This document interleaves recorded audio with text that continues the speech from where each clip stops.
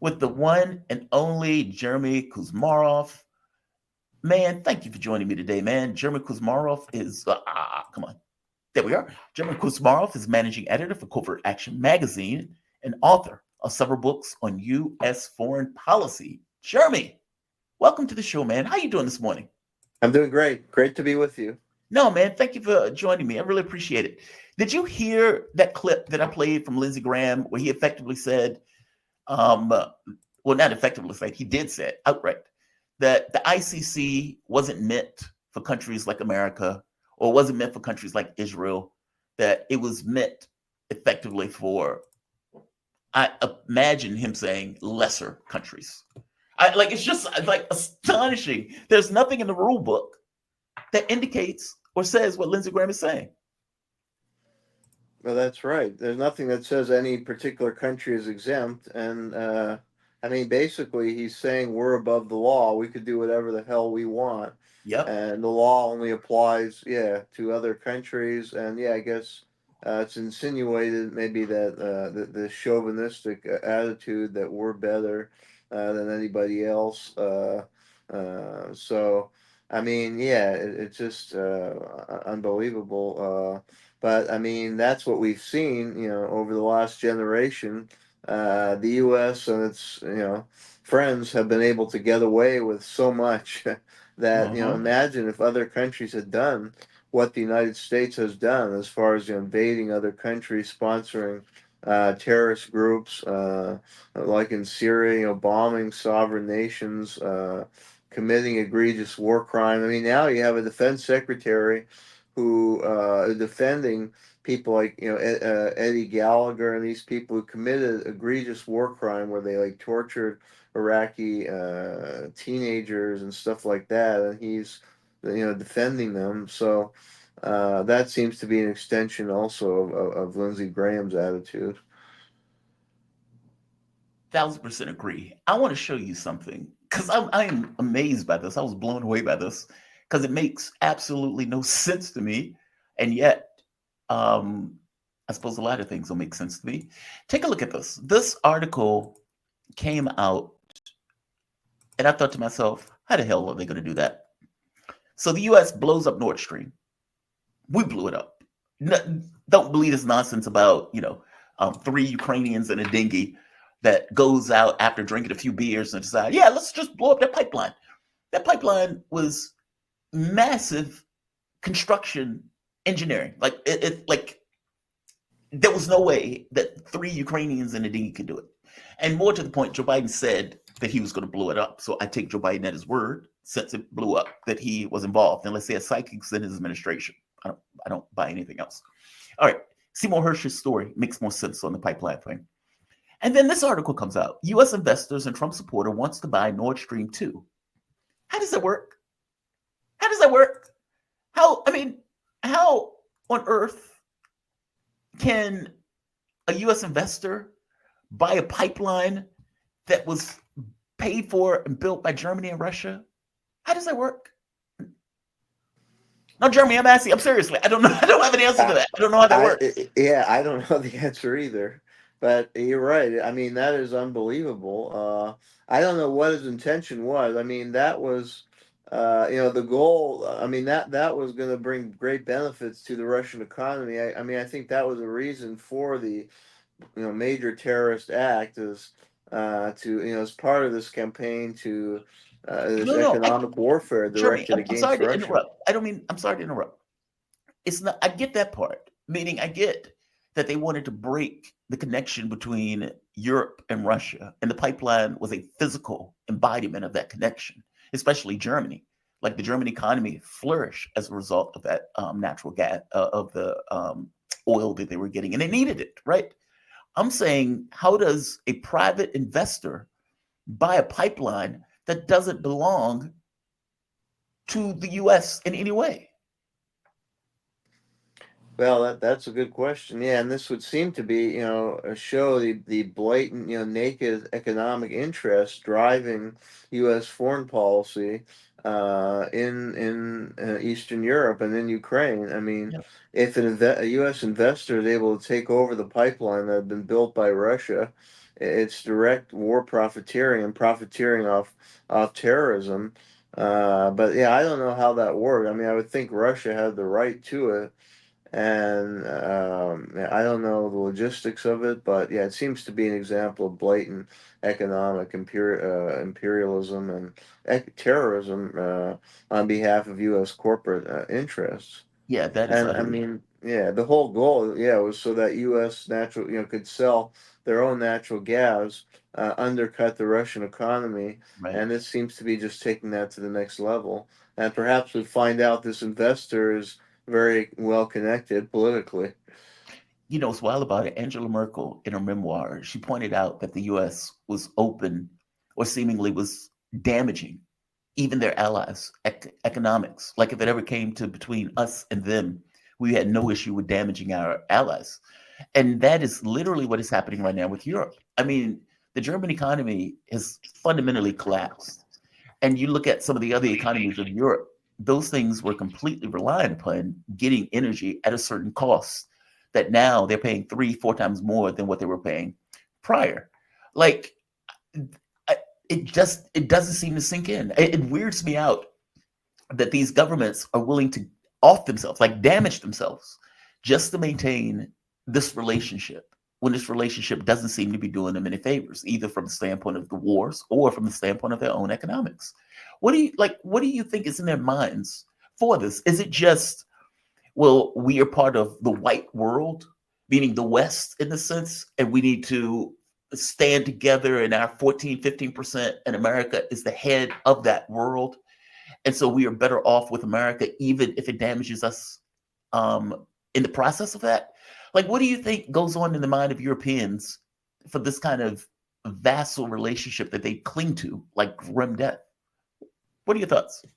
Yeah, that's an excellent question. I mean, yeah, Henry Kissinger once said, that to be an enemy of the United States, but even worse to be its friend. Hmm. And you see, I mean, really, the United States is out for its own interest, and yeah, its interest was to sever relation between Germany and Russia, even though that would have been beneficial to Germany, like with the pipeline. So Right. and they want to undercut, I mean, advance U.S. power, whatever the cost.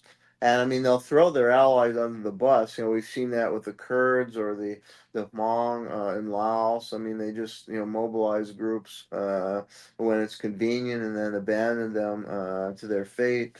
So I mean, I agree with you. Leaders should get smart and see that alliance with the United States is not. I mean, maybe there are a lot of short term benefits. I think they're often not thinking of the long term. They're just thinking of all the money. Often they're getting a lot of short term benefits, a lot of Yep. money out of that relationship, and it keeps them in power temporarily.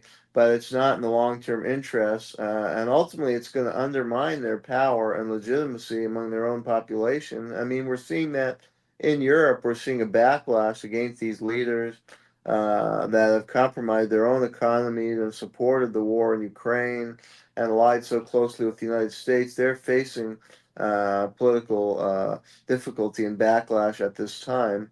And I mean, yeah, you can compare it with Ukraine. I mean, ultimately, Ukraine has sowed its own self destruction through alliance with the United States.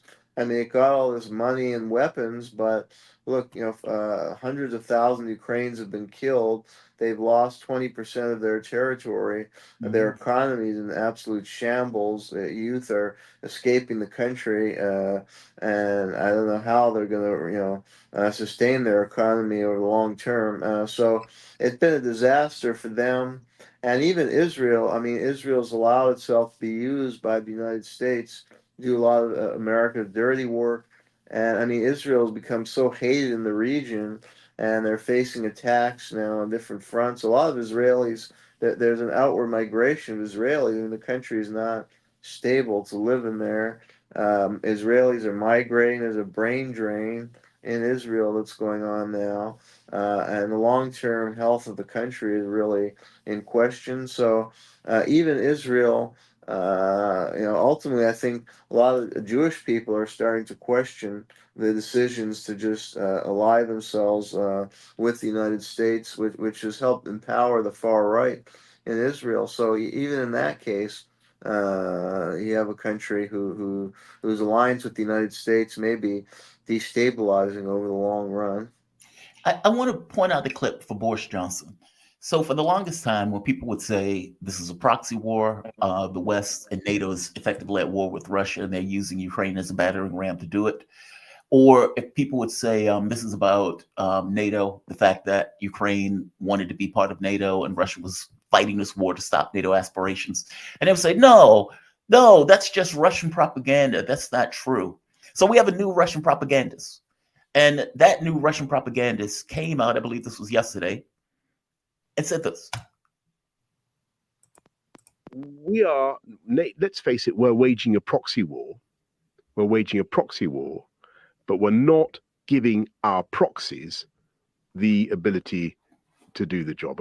And for years and years now, we've been allowing them to fight with one hand tied behind their backs, and it has been cruel.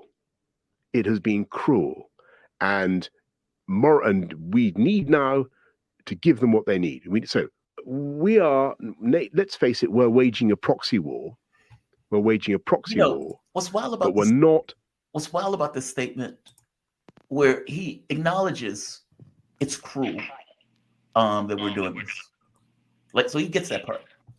But what I don't think he gets is that it's cruel in and of itself. It's meaning it's not cruel that you're not giving them the weapons. It's cruel that you're doing it at all.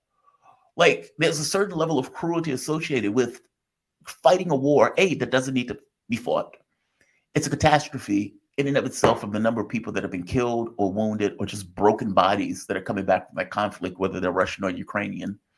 And you had the Minsk agreements. You overthrew the government of that country. None of those things needed to happen. All of those things were provocative. You blew off the Istanbul agreements. Again, none of that needed to happen. Very provocative. And you built up this massive military in a country that didn't need to happen. Meaning, what he is considering cruel and immoral is the fact that we haven't given them enough weapons, not that they initiated a war that didn't need to happen. That's just wild to me. Give me your take on that. What is your take on Boris Johnson in this statement? I mean, it seems that they finally come to Jesus and admit it. Okay, it's a proxy war. Fair enough. You got us. It's a proxy war. We're waging war against Russia. Well, yeah, I agree with you. That's an amazing admission, that it's a direct war against Russia, But and it's an that obvious admission. they're I'm sorry. using It's just an Ukraine. obvious admission.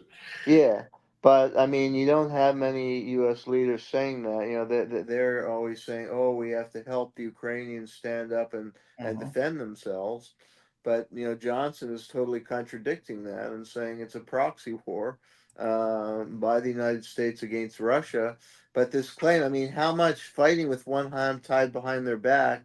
I mean, how much weapons can one country give to another country? Right. They've given billions and billions, and it's not even our country. So somehow that's not enough. That's one hand tied behind the back. I mean, it's record levels.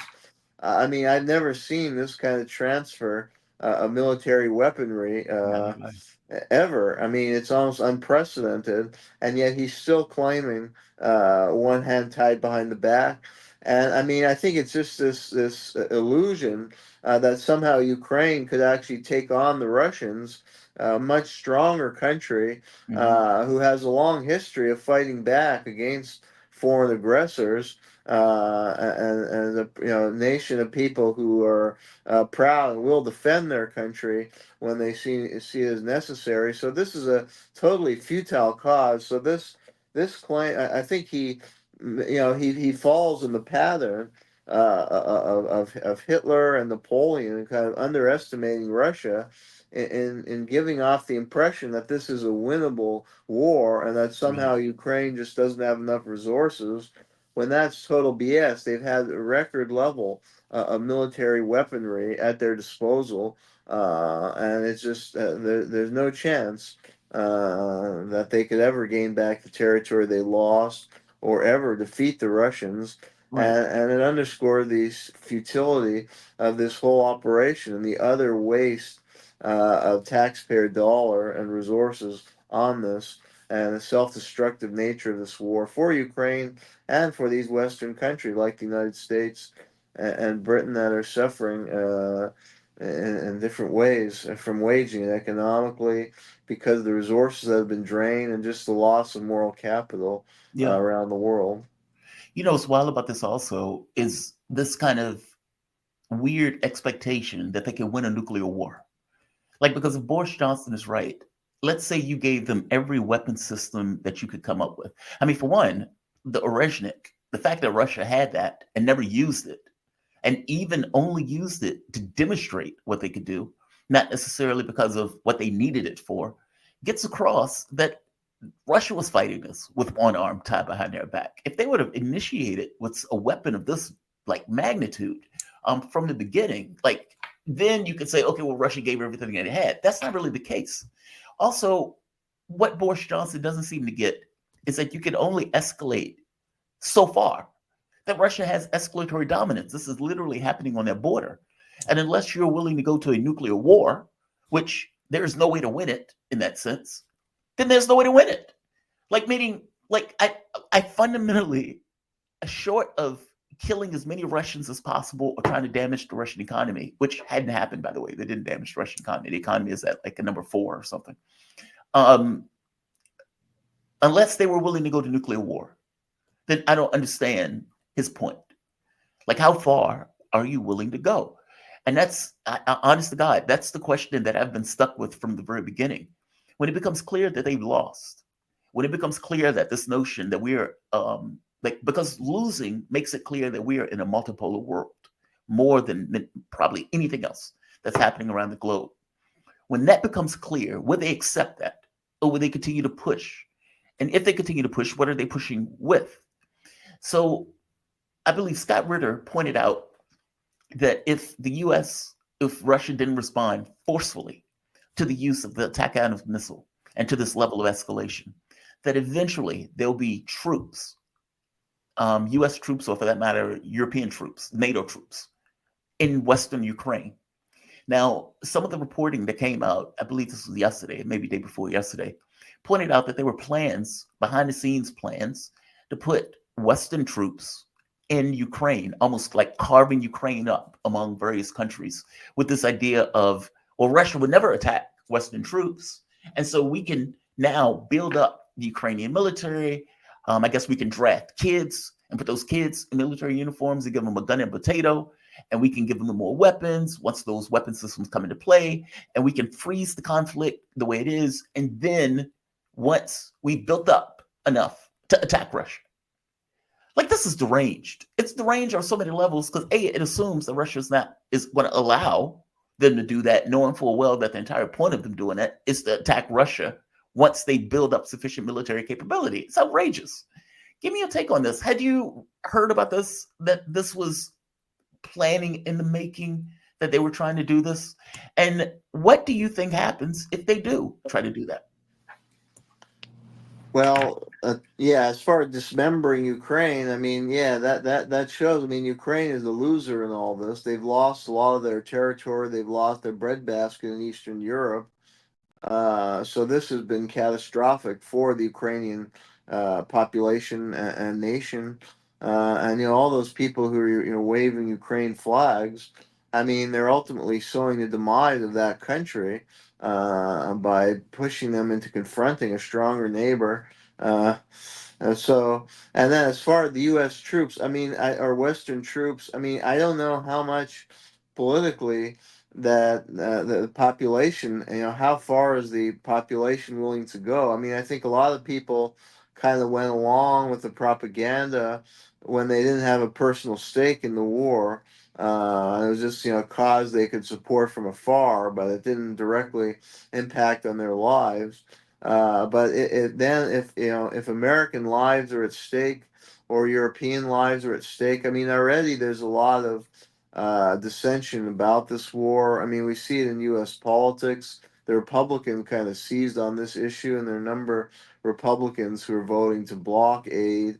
And Trump claimed he was going to end the conflict, and that was catering to a base of voter who really doesn't see any value in this enterprise. And you have a commentator like Tucker Carlson, who have a huge following, who are very critical of the Ukraine conflict. So I don't think there's great political capital that U.S. leaders can actually get away with sending U.S. troops into the fray. I think that this war is already very unpopular, and there's not going to be support for doing that. So I think that they can only keep doing what they're doing, is send these weapons and maybe strike into Russia. But I think actually what they want really maybe is just a kind of status quo. I mean, it's good for the military-industrial complex if they could keep sending weapons.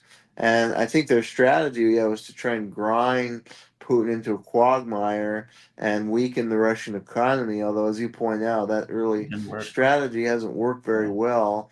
But I think they may persist in that approach. I don't think they can get away with directly sending U.S. troops into the fray politically.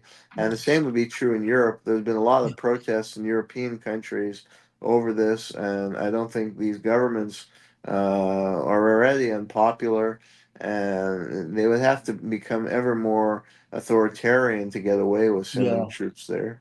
Do you think they're going to end up sending their kids into war? I mean, because they like the idea that the Biden administration was like, well, you have manpower shortages, you need to send your teenagers into battle. I mean, that seemed like that is astonishing to me because it's bad enough. So some of the reporting had that the average age of the Ukrainian fighter was like in their 40s. Basically, people like my age, dragging my ass out there into a war zone, just unimaginable. Um, and for them to say, okay, well, you need to get your 18-year-olds and your 19-year-olds, you need to draft them now and send them into the war. And when people make this point of saying, okay, so you want them to fight to the last dead Ukrainian, and then you add on to that that Ukraine in the Gallup polling at this point is saying we want to stop this war. You get 52% saying bring it to an end, bring it to a close, with the Biden administration effectively pushing the government to send in your children.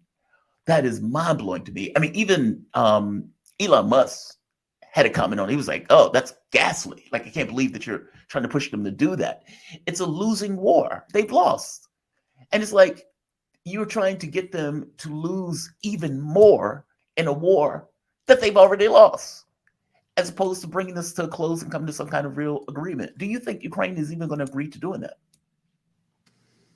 Yeah, I mean, yeah, and this is like another Vietnam type situation, Yes. Vietnam in hindsight, and there's a good book by Noah the historian called "Vietnam: The Unwinnable War," Mm. and we can see that in Ukraine. Yeah, and those of us who followed very carefully understood this, but I think that the media coverage was so poor in the United States, and there was this Russophobia that was really cultivated, especially among the Democratic Party and Hillary liberal Clinton. Yeah. media. Yeah. Uh, so I think a lot of the American public was blind to it, and the progressive movements have not been very sharp. You know, they've been sharp and attuned to the injustice going on in the Middle East and Yeah. with Israeli assault on Gaza, but they've not been very sharp to the injustice that's gone on in Ukraine. And there have been no sensitivity to the people of eastern Ukraine who have been victimized for a decade now Yeah. Ukrainian military attacks with U.S. and other Western weaponry and these neo-Nazi groups that have been unleashed. And the people there, a lot of them had to build underground bunkers and live underground for years. They've been shelled by Ukraine. So many civilians have been killed, and there's been no sensitivity at all, and no protests.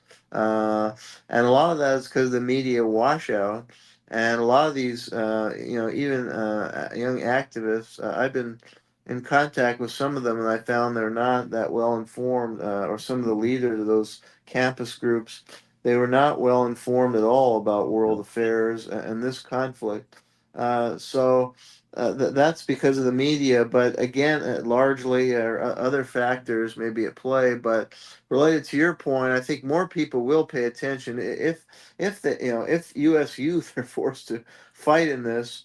I think they will. I mean, that's what happened in Vietnam is that it Yeah. forced people to really follow what was going on and look at the backstory and see how the U.S. got into Vietnam. And I mean, it helped with the release of the Pentagon Papers, Mhm. exposed a lot of the deception and machination behind the scenes.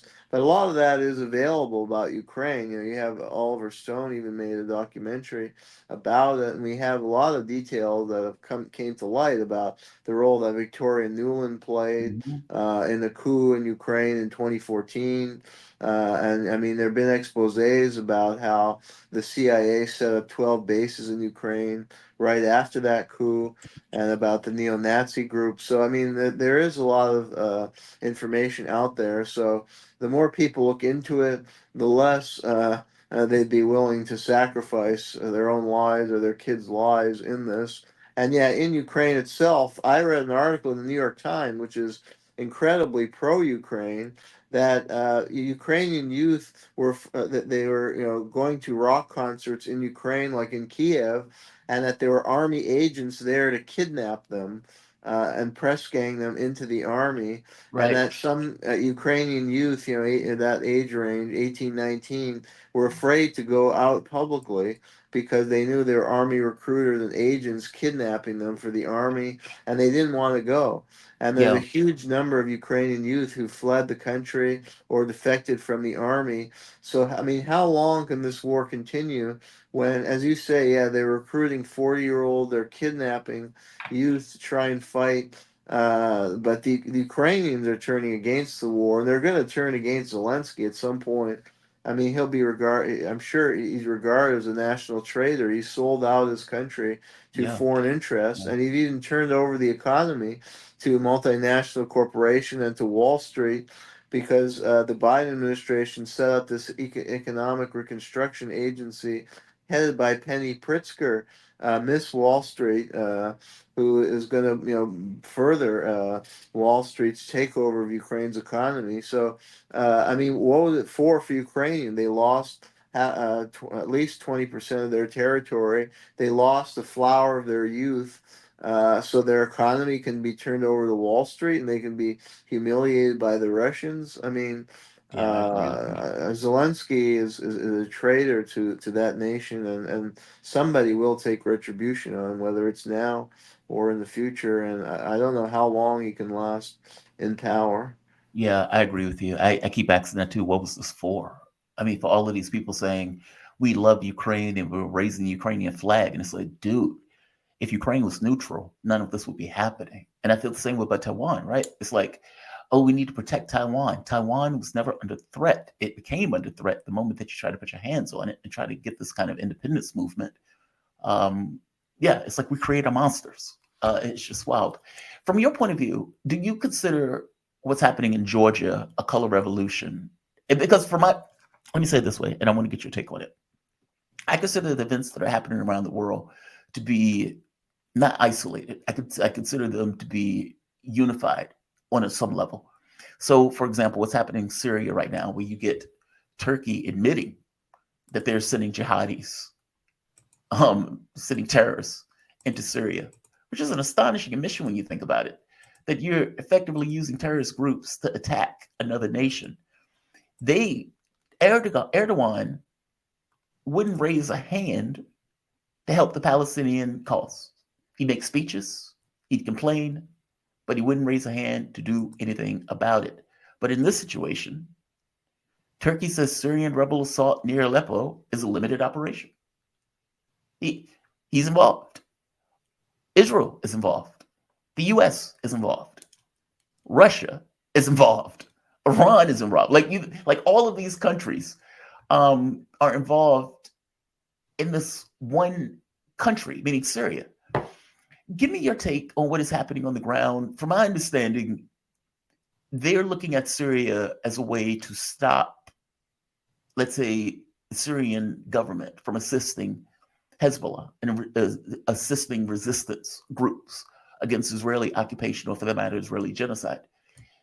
And the belief is that now that a ceasefire has been seized or signed with Hezbollah, you've limited and stopped Hezbollah's capability of helping Gaza. So you've isolated Gaza into its own enclave where Israel can basically kill and exterminate without having any kind of assistance from Hezbollah in that case, and then going after Syria with this thought of stopping any kind of pipeline or any kind of movement of materials and assistance from Syria to those groups in Lebanon, or for the matter, to the groups in Palestine.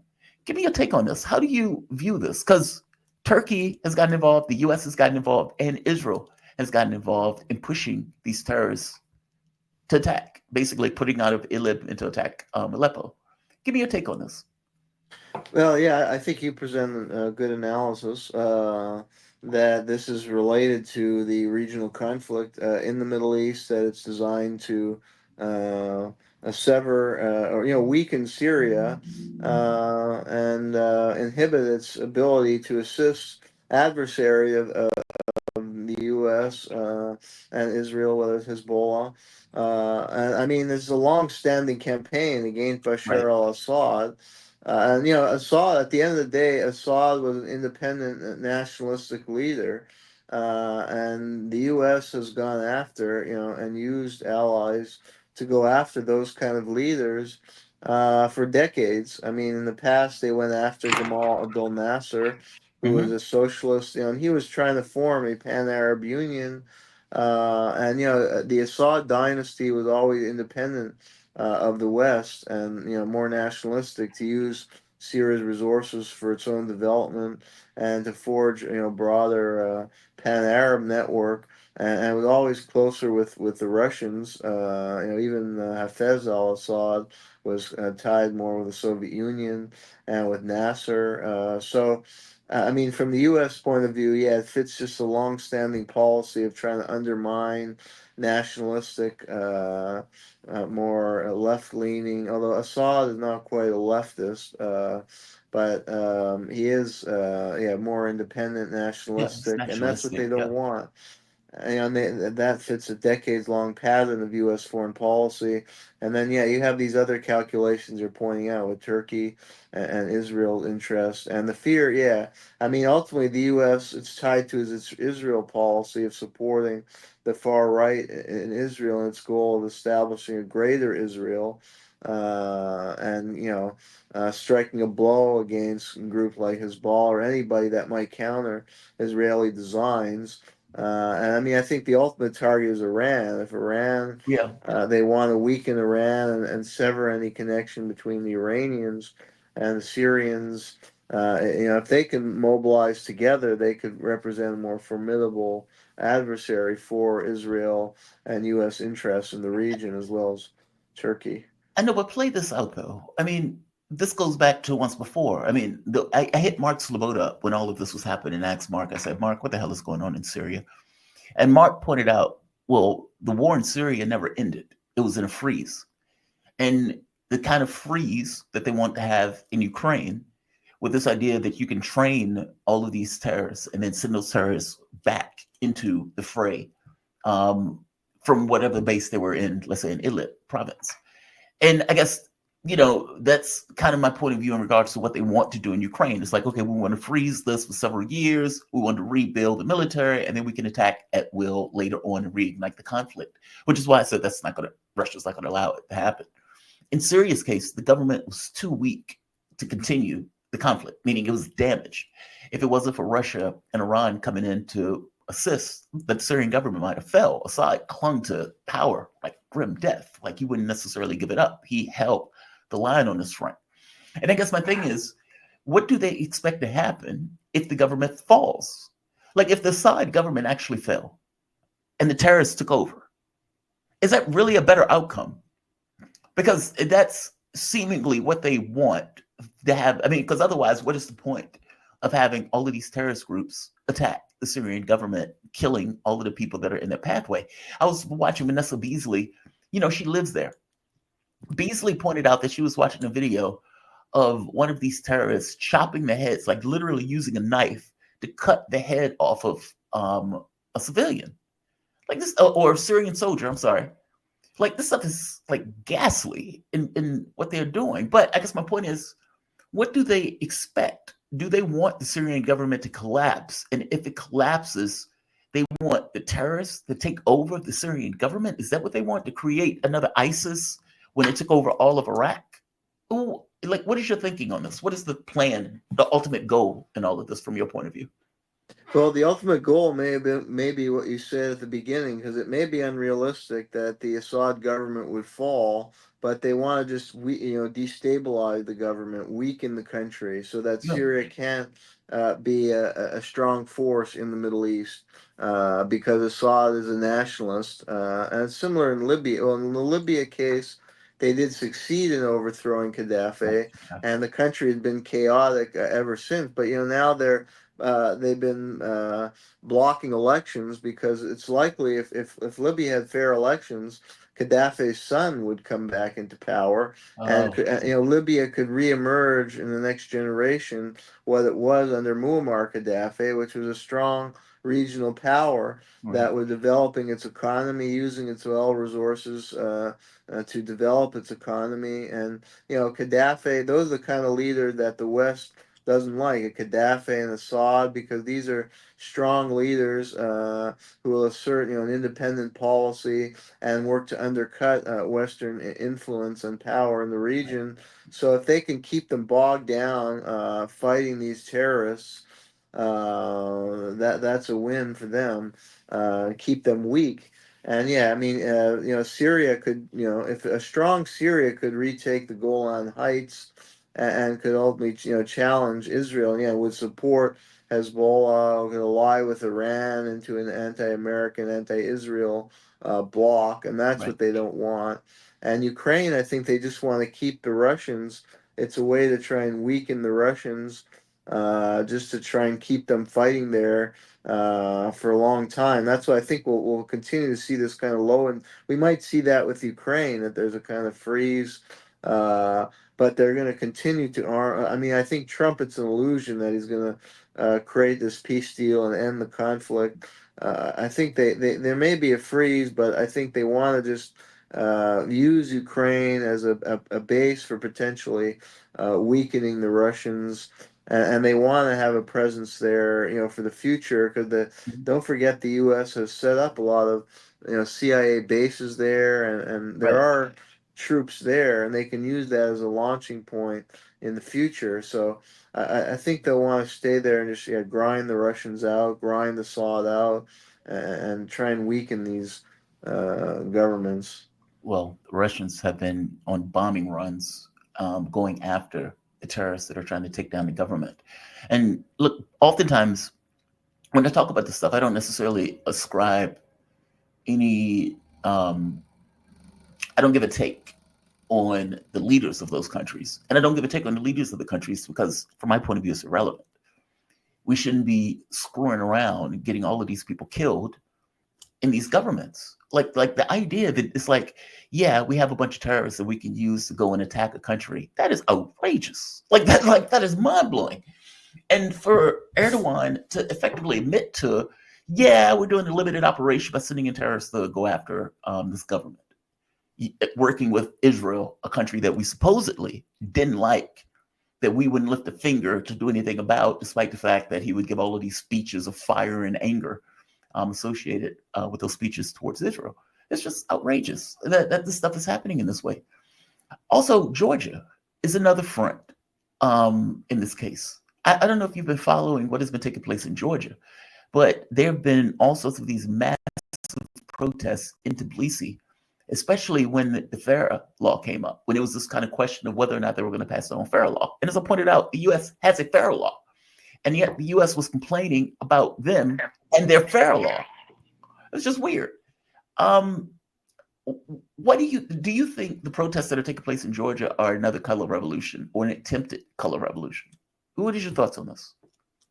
And yeah, and just to point on the previous discussion, Yeah, it undercut the claim of the U.S. fighting a war on terror. I mean, it shows such hypocrisy that they're arming these vicious terrorists in Syria, and for years we've been told we have to fight a war on terror, right, and yet we're right, arming terrorists and creating the conditions that would breed terrorism, as well as arming and supporting these terrorists. So and we've seen how Israel used terrorism, like with these pagers, bombs. So uh-huh. I mean, the rhetoric of the war on terror is just totally hypocritical by now, and delegitimized among a large sector of the population who would be following this.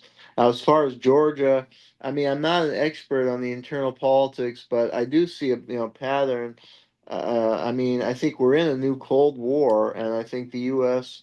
is involved in numerous different countries. I Mhm. mean, there's a battle going on between, pro Russian, or I mean, in the case of Georgia, you had Georgia Dream, which was a lot more like kind of middle of the road government, but they Right, were somewhat friendly to Russia. right, And I think, as in the Cold War, the U.S. ambition is to get all these like pro-Western governments, anti-Russian governments. So the U.S. is certainly involved in Georgia.